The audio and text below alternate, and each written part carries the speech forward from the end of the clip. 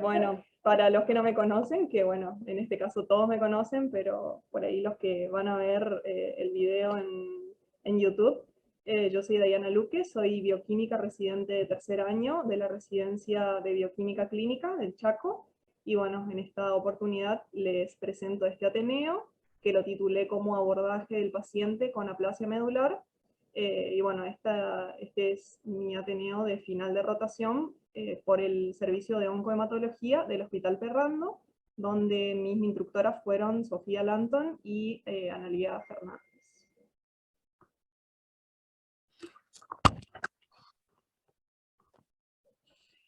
Bueno, ¿me escucha bien? Entonces arranco. Este Ateneo lo dividí en tres partes. En una primera parte vamos a hablar acerca de las definiciones, vamos a definir lo que es aplasia medular, vamos a ver cuál es su incidencia, cómo se clasifica y cuáles son sus criterios. Vamos a ver un poco acerca de su etiología y de su fisiopatología. En una segunda parte, dentro de este mismo Ateneo, vamos a hablar sobre las metodologías diagnósticas, pronóstico y el tratamiento que se le instaura a estos pacientes con aplasia medular. Y bueno, vamos a ver más que nada los aspectos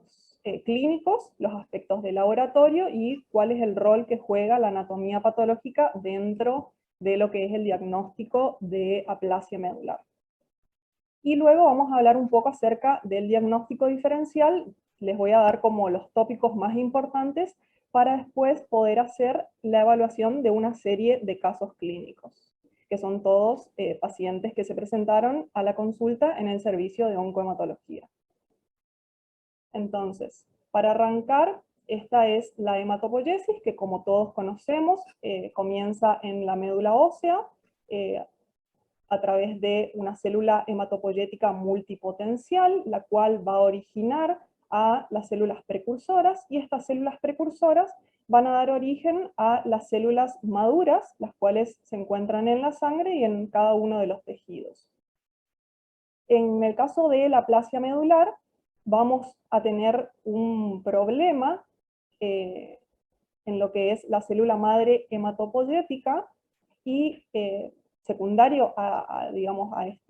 esta manifestación, vamos a observar en sangre periférica la presencia de citopenias, porque al disminuir la cantidad de células hematopoyéticas en médula ósea multipotenciales, vamos a observar una disminución en los precursores y más aún una disminución en las células maduras. La aplasia medular también se la puede encontrar en la bibliografía como anemia aplásica adquirida. Es una insuficiencia medular de tipo cuantitativa que afecta en mayor o menor medida a las tres series hematopoyéticas, es decir, leucocitos, plaquetas y células rojas. Se caracteriza por una médula ósea hipocelular, que esto es muy importante y tenemos que tener en cuenta, más que nada para hacer el diagnóstico diferencial con otras patologías, y al menos debe tener el compromiso de 2 líneas celulares en sangre periférica, pero por lo general se presenta con pancitopenia. En cuanto a la incidencia, se presenta en 1 a 2 casos por millón de habitantes en América y Europa, y 7 casos por millón de habitantes en Asia. Y en cuanto a la incidencia por sexo, tenemos que la bibliografía reporta ambos sexos son afectados de igual manera, y tiene una incidencia bimodal de 10 a 25 años y en mayores de 60 años. Este cuadrito lo puse para ver que no es tan fácil como parece, y que los síndromes de falla medular son muchos y se superponen más que nada a nivel de la presentación clínica, ya que el mecanismo fisiopatológico de cada uno de estos síndromes de falla medular es diferente, pero en etapas muy tempranas de su aparición es muy difícil por ahí llegar al diagnóstico certero de una patología, y estas patologías, absolutamente todas, son patologías clonales que pueden evolucionar de una a otra. Por ejemplo, se ha visto en muchos casos de aplasia adquirida que por ciertas condiciones, digamos, pueden llegar a presentar más tarde en su evolución un síndrome mielodisplásico, o por ejemplo hemoglobinuria paroxística nocturna, que eso ya vamos a hablar ahora un poco más adelante. Por eso es importante poder realizar correctamente el diagnóstico, poder identificar algunos factores que van a predisponer a padecer otras enfermedades, debido a que el tratamiento en cada uno de estos síndromes de falla medular es diferente. Entonces, tenemos a las insuficiencias medulares, que podemos clasificarlas como globales, es decir, que afectan a las 3 líneas hematopoyéticas. A su vez pueden dividirse en congénitas o adquiridas. En el caso de las congénitas tenemos a la anemia de Fanconi y a la disqueratosis congénita como representantes de en mayor medida, digamos. Y ya vamos a ver ahora cuando hablemos del diagnóstico diferencial que estas enfermedades congénitas, bueno, tienen ciertas características que van a hacer que se diferencian de la anemia aplásica adquirida, y más aún porque se presentan a una edad un poco más temprana de la vida que, digamos, en comparación a la aplasia medular que está dentro de las adquiridas. Bueno, la aplasia medular es lo que vamos a hablar hoy. Y bueno, después tenemos a las insuficiencias medulares ya selectivas, que también pueden clasificarse en congénitas o adquiridas, pero ya van a ser selectivas de cada una de las series, eritroblastopenias, trombocitopenias o neutropenias. La aplasia medular adquirida es idiopática en el más del 70% de los casos, es decir que no es posible identificar una causa que conlleve a esta aplasia, y es secundaria en menos del 30% de los casos, que puede ser secundaria justamente a la exposición a radiaciones ionizantes, a la exposición o al uso de ciertos fármacos, como por ejemplo citostáticos, cloranfenicol, indometacina, sales de oro, penicilamina, alopurinol, entre otros. Secundario también al uso o a la exposición de ciertos productos químicos, como el benceno y otros hidrocarburos como el tolueno, y también están descritos algunos insecticidas. También se ha visto la presentación de anemia aplásica secundaria a la infección por algunos virus, como el VIH, virus del Epstein-Barr, el virus de la hepatitis, y bien conocido el caso de aplasia medular secundaria a la infección por parvovirus B19. Y bueno, después tenemos otras causas que, por ejemplo, son enfermedades reumáticas como artritis reumatoide, lupus eritematoso, en el embarazo, que justamente el primer caso de anemia aplásica adquirida se lo reportó en una mujer embarazada, que bueno, como sabemos, para que una enfermedad aparezca, tienen que darse una serie de factores, digamos, y no solamente el embarazo es lo que precipita la aparición de la anemia aplásica. En cuanto a la fisiopatología, se plantean 2 mecanismos: defectos genéticos intrínsecos en la célula troncal hematopoyética, y un mecanismo que está muy bien descrito y es el que se lleva casi el 100% de los casos, es la activación inapropiada de la respuesta inmune. En el caso de los defectos genéticos, si bien la incidencia de ellos, como vemos, no es muy alta en los síndromes de aplasia medular, por lo general los defectos citogenéticos no suelen presentarse de gran manera. Uno que sí está bien descrito es la anormalidad 6p-UPD, la cual le confiere una normalidad en el complejo mayor de histocompatibilidad de tipo 1, y bueno, después hay otras anormalidades citogenéticas que sí son importantes y que las debemos evaluar, como por ejemplo la monosomía del 7, debido a que esta mutación o esta pérdida, digamos, del cromosoma va a conferir alto riesgo de progresión a síndrome mielodisplásico, que ya lo vamos a ver ahora un poco más adelante. Otras anormalidades con un poco menor frecuencia son las trisomías del 8, del 6, del 15 y la de lesión del 13q. Otras mutaciones que quería que prestemos atención, por ejemplo, es la mutación en el gen PIGA, que puede presentarse hasta en el 40% de los casos de anemia aplásica, y esta mutación le confiere mayor riesgo de desarrollar lo que es hemoglobinuria paroxística nocturna. Se ha visto que hasta en un 40% de las personas que tienen anemia aplásica adquirida poseen un clon pequeño de HPN, el cual puede ir progresando hasta desarrollar la enfermedad clínicamente, digamos, que es la hemoglobinuria paroxística nocturna. Y bueno, existen muchísimas otras mutaciones en menor frecuencia, bueno, una de muy mal pronóstico, el TP53, y después tenemos, ya vemos un montón más. Bueno, después para pasar a hablar de la desregulación de lo que es el sistema inmune, lo que va a ocurrir es una expansión oligoclonal de los linfocitos T, y esto va a ocurrir por un aumento en la secreción de interleuquina 2,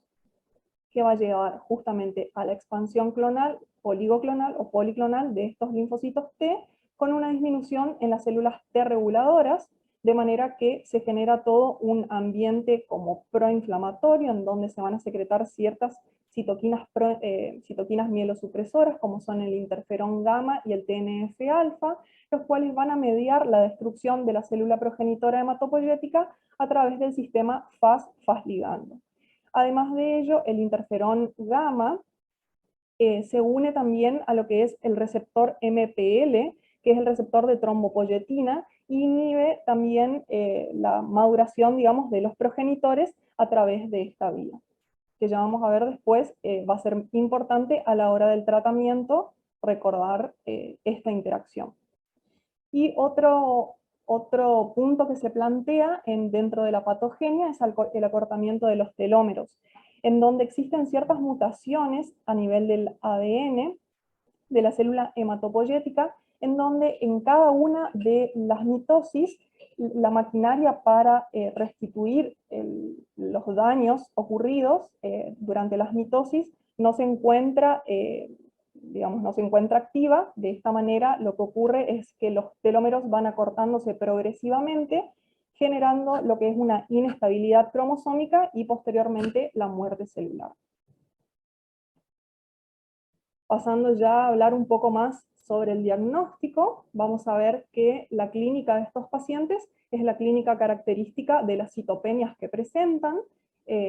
La clínica de la anemia, como todos sabemos: cansancio, palidez, taquicardia, dificultad para respirar, fragilidad del cabello y uñas. En el caso de trombocitopenia, presencia de hematomas o petequias, sangrado de encías o nariz, como lo más frecuente que podemos nombrar. Y en el caso de leucopenia sería más que nada nombrar, digamos, de neutropenia, no sería leucopenia. Y bueno, en este caso sería la presencia de infecciones a repetición y fiebre. Algo muy importante a destacar en la clínica es que no va a haber ni hepato ni esplenomegalias, que esto también nos va a servir para hacer el diagnóstico diferencial con otras patologías. En cuanto al laboratorio, vamos a observar en sangre periférica anemia, que es típicamente arregenerativa, con reticulocitos muy disminuidos. Típicamente es macrocítica, pero puede llegar a ser normocítica, y puede ser normocrómica o hipocrómica. También suelen presentarse trombocitopenia y neutropenias acompañantes. Y en cuanto a la médula ósea, vamos a tener un descenso en la celularidad hematopoyética menor del 25%, es decir, que la celularidad hematopoyética va a ser menor al 25%, por si no se entendió, y un incremento del tejido graso que va a ser mayor al 75%, que es lo que resta, y un incremento también que no se ve en todos los casos, pero puede observarse, incremento en los depósitos de hierro. Va a haber ausencia en mielodisplasia, que esto también es importante para hacer diagnóstico diferencial con otras patologías, que salvo en la serie roja, que puede observarse algo de displasia.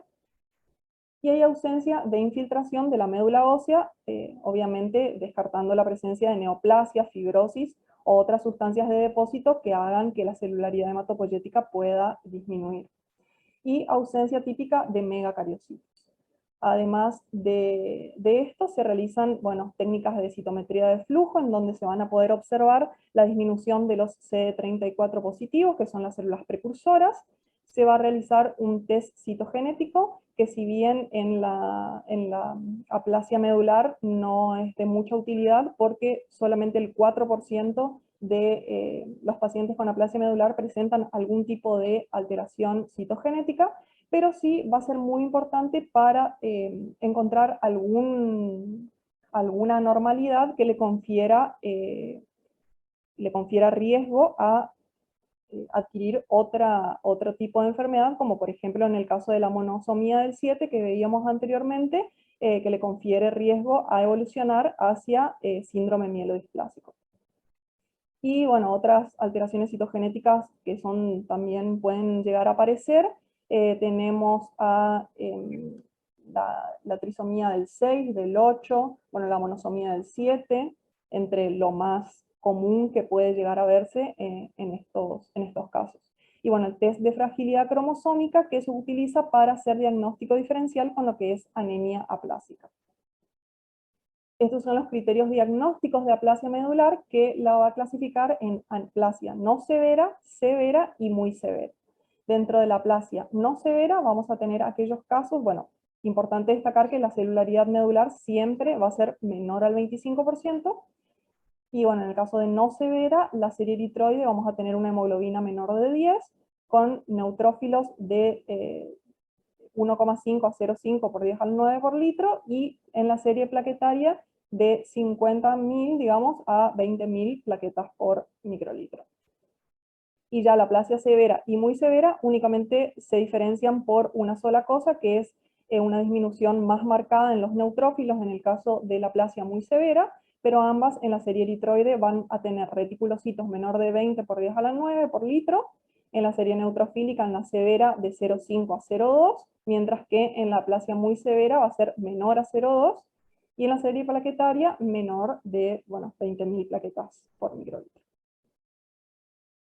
En cuanto a los estudios complementarios, vamos a ver que dentro de la bioquímica vamos a tener que hacer una función renal, LDH, bilis total y directa, aptoglobina, función tiroidea, hepatograma, perfil ferrocinético, fólico y B12, ya que en primera instancia siempre lo que se tiende a descartar es un déficit vitamínico, una pancitopenia secundaria, un déficit vitamínico, y bueno, en el caso de no tenerlo, se continúa con los estudios. Serologías, bueno, hepatitis B, hepatitis C, hepatitis A, Epstein-Barr, citomégalo, entre otros, para ver si esta anemia aplásica adquirida es secundaria justamente a la infección por alguno de estos virus, y otros como coagulograma, hemoglobina fetal, test de PUMS, descartar otras enfermedades autoinmunes como vimos anteriormente, y el HLA, que es muy importante, justamente lo que hablábamos antes de arrancar la clase, para poder realizar el tratamiento curativo, que es el trasplante de médula ósea. En cuanto a la anatomía patológica, lo que se observa, lo que se evalúa, digamos, dentro del estudio de anatomía patológica es el grado de fibrosis de la médula, evaluando las fibras reticulínicas, el depósito de colágeno y osteoide, los depósitos de hierro mediante la tinción de Pels, tinción de Paz y Giemsa. Lo que se puede observar en anatomía patológica es la sustitución del tejido hematopoyético por grasa, que ocupa más del 75%, y esa celularidad remanente, que va a ser menor del 25%, pertenece a la celularidad inflamatoria, la cual incluye linfocitos, células plasmáticas, histiocitos y mastocitos. Y hay una típica ausencia de megacariocitos. Como anteriormente les mencioné, también en la citometría, CD34 muy disminuidas y sideremia elevada. Estas son las imágenes que se pueden observar, si bien son de libro, se puede observar esto en las infiltraciones en mayor del 75% por grasa. Y en cuanto al diagnóstico diferencial, como les mencionaba, en primer medida, hacer diagnóstico diferencial con insuficiencias medulares congénitas, como la anemia de Fanconi o la disqueratosis congénita, que si bien estas insuficiencias medulares se van a presentar a una edad más corta de vida, y también presentan ciertas características clínicas y físicas, las cuales nos van a hacer sospechar de la presencia de estas insuficiencias medulares, como ser, por ejemplo, la presencia de microcefalia, de microftalmia, en el caso de anemia de Fanconi, el caso de anormalidades en las extremidades superiores, y en el caso de la disqueratosis congénita, la presencia de lo que es uñas hipodisplásicas. Y lo que sí es lo que más hacemos en el laboratorio es el diagnóstico diferencial con otras pancitopenias adquiridas, como el síndrome mielodisplásico, que ahora más adelante les voy a comentar las características más comunes, como para poder ver los casos clínicos. Hemoglobinuria paroxística nocturna, leucemias agudas, síndromes linfoproliferativos como la tricoleucemia, anemia megaloblástica, mielofibrosis, artritis reumatoide, tuberculosis medular, sepsis, serían como las enfermedades que tenemos que tener en cuenta para poder hacer un diagnóstico diferencial. Entonces, las enfermedades que más observamos nosotros que cursan con pancitopenia son el síndrome mielodisplásico, que presenta pancitopenia en sangre periférica, pero la médula ósea es en la mayoría de los casos hipercelular, a diferencia de lo que observamos en una anemia aplásica, y además de ello presenta displasia en al menos del 10% de la celularidad medular, o bien más del 15% de sideroblastos en anillo, para el diagnóstico de lo que es la anemia refractaria con sideroblastos en anillo. En la citometría de flujo lo que se observa es las anomalías en los caminos de maduración, tanto en granulocitos como en monocitos, y anomalías cromosómicas recurrentes características como la que les mencionaba, la monosomía del 7 sería como una de las más características, de lesión del 5Q sería otra también bastante característica. Y lo que observamos en médula ósea es la presencia de displasia, más que nada en la serie eritroide, donde observamos puentes intercitoplasmáticos, puentes internucleares, megacariocitos hipernucleados o hiponucleados. Vemos la presencia de blastos que pueden llegar a tener bastones de Auer, en donde podríamos tener una anemia refractaria con exceso de blastos de tipo 2. Y las típicas imágenes como en espejo que dicen, que son como eritrocitos, eritroblastos binucleados, y la presencia de sideroblastos en anillo que vemos en esta imagen. Eso sería como lo más característico del síndrome mielodisplásico y que tenemos que tener en cuenta ahora para ver el diagnóstico diferencial cuando vemos los casos clínicos. La hemoglobinuria paroxística nocturna presenta una mutación somática en el gen PIG-A. Este gen codifica para una glicosilfosfatidil-inositol, que es una proteína que lo que hace es anclar cierto tipo de proteínas a las membranas celulares, y dentro de esas proteínas ancla lo que son los inhibidores del complemento CD59 y CD55. Entonces, al no estar presente este glicosilfosfatidil-inositol, estas proteínas no van a poder estabilizar la membrana y van a ser atacadas por el complemento. Entonces se va a generar una hemólisis intravascular, justamente mediada por el complemento, y al aumentar la hemoglobina libre, y la aptoglobina no va a poder captar toda esa hemoglobina libre, se va a generar hemoglobinuria y hemosiderinuria, que lo vamos a poder evidenciar mediante la tinción de PERLS de la orina.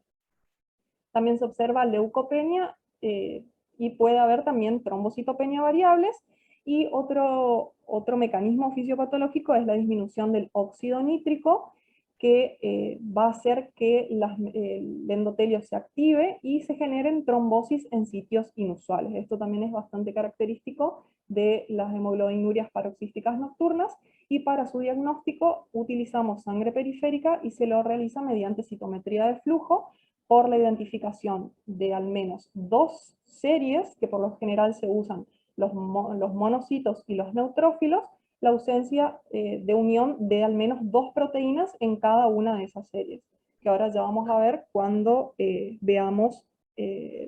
los casitos clínicos. También se realiza diagnóstico diferencial con la leucemia de células vellosas, que este es un síndrome linfoproliferativo que también se manifiesta con pancitopenia, y es característica la acumulación de linfocitos B anormales, y una característica que sí es muy distintiva de lo que es el resto de las patologías que vimos, es que se presenta con esplenomegalia masiva, de manera que eso ya nos tiene que llamar la atención y poder descartar una anemia plásica adquirida en presencia de esplenomegalia masiva. El diagnóstico también se lo realiza por citometría de flujo con la positividad de los marcadores CD103, CD123, CD25 y CD11C. Y es típicamente positivo para la fosfatasa alcalina tartrato resistente en la citoquímica. Y como todos conocemos, estos linfocitos vellosos o peludos se pueden ver en sangre periférica. Y bueno, lo primero que se debe descartar es una anemia megaloblástica, en donde pueden coexistir un déficit de B12 y folatos. Entonces eso se va a traducir en una síntesis defectuosa del DNA, con una hematopoiesis ineficaz y hemólisis intramedular. Entonces vamos a ver a nivel de sangre periférica la presencia de citopenias con hipersegmentados, y en la médula ósea vamos a ver hiperplasia eritroide con la presencia de megaloblastos. Y bueno, esto es lo que vemos en sangre periférica, los hipersegmentados, y bueno, los macrocitos que aparecen ahí, acá por ejemplo. En cuanto al tratamiento, tenemos dos líneas de tratamiento. En primer lugar, el tratamiento inmunosupresor, el cual se basa de tres pilares. La ciclosporina A es uno de ellos, que cumple la función de modular y depletar las células T mediada por complemento, y también induce apoptosis de células B, NK y monocitos. La timoglobulina es un inhibidor potente de los linfocitos T, y el trombopag, que es un agonista del receptor de trombopoyetina de bajo peso molecular. Si ustedes recuerdan, cuando yo les conté acerca de la fisiopatología, les comentaba que el interferón gamma lo que hace es inhibir la unión de la trombopoyetina a su receptor MPL. Entonces, se ha visto que este potente agonista, el trombopag, puede sortear, digamos, esa inhibición y unirse al receptor MPL, destrabando esta línea de proliferación, ¿sí? Entonces, va a activar las vías de señalización que inducen la diferenciación de progenitores de la médula ósea.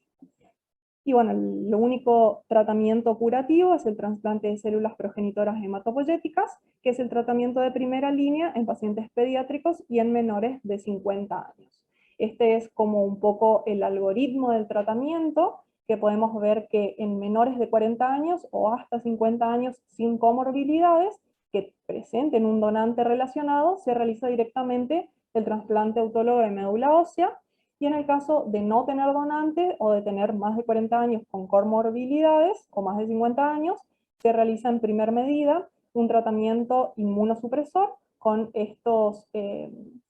inmunosupresores que les comentaba anteriormente, y en el caso de tener una respuesta completa o respuesta parcial, se realiza solamente el seguimiento de estos pacientes,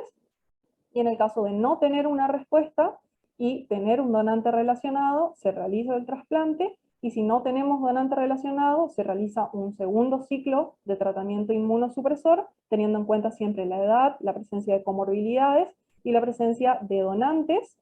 Y bueno, el donante que puede ser relacionado o no relacionado, en el caso de que no pueda responder, se opta en última instancia por, de igual manera, realizar el tratamiento de trasplante con donante no relacionado. Y bueno, ahora vamos a pasar a la evaluación de los casos clínicos, pero bueno, como ya se está por terminar la reunión, lo que voy a hacer es cortar la reunión y iniciamos una nueva, así no se corta a mitad de lo que estoy hablando.